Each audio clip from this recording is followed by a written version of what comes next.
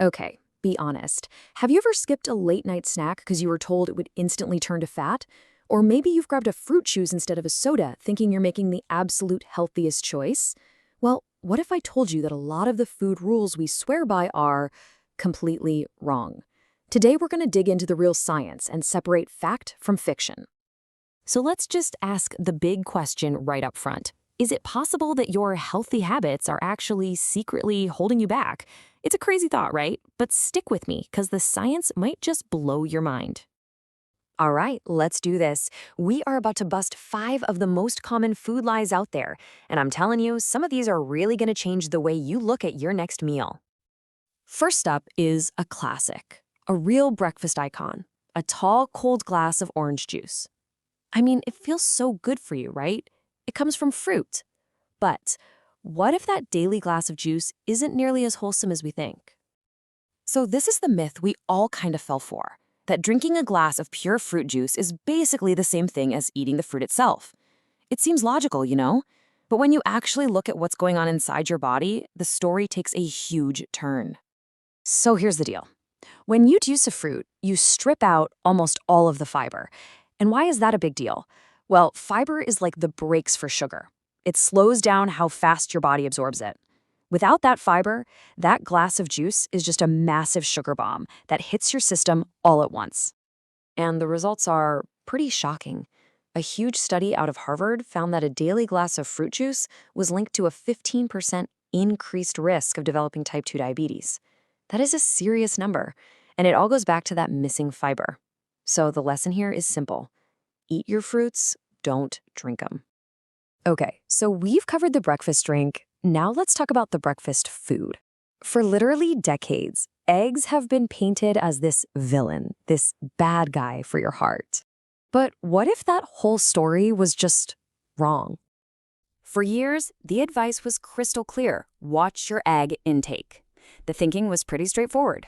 Eggs have cholesterol, so eating them must raise your cholesterol and clog your arteries. Made sense at the time. But here's the plot twist. It turns out eggs mostly raise your HDL cholesterol, and you might know that as the good cholesterol. It's the kind that actually helps protect your heart. And get this, for most people, the cholesterol you eat in food has very little impact on the bad cholesterol floating around in your blood. And we're not just guessing here. The evidence for this is enormous. We're talking about a massive analysis of studies that included over 177,000 people.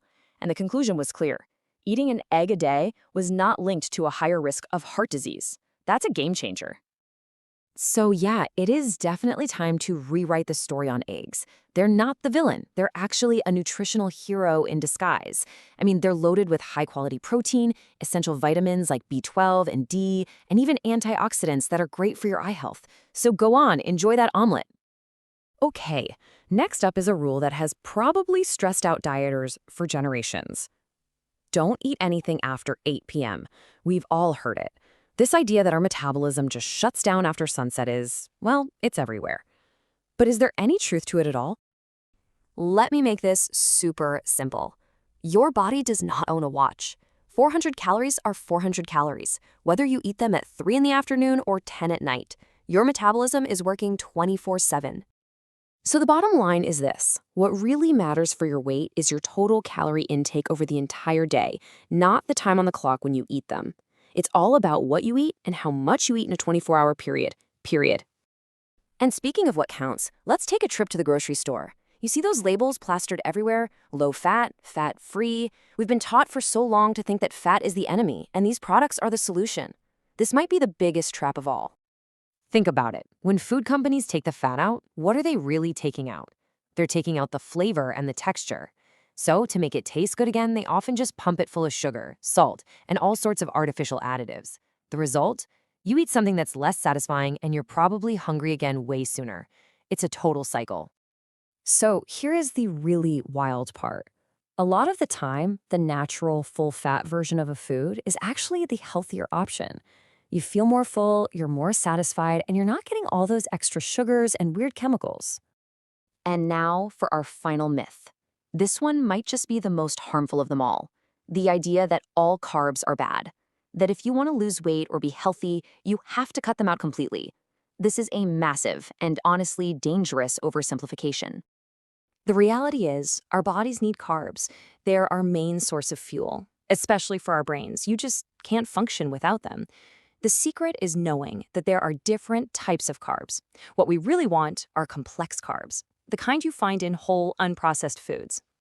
And this right here is the whole game. The real problem isn't the category of carbs, it's the refined carbs. You know, white bread, sugary pastries, the stuff that lacks fiber and nutrients. They give you that quick energy spike and then you crash.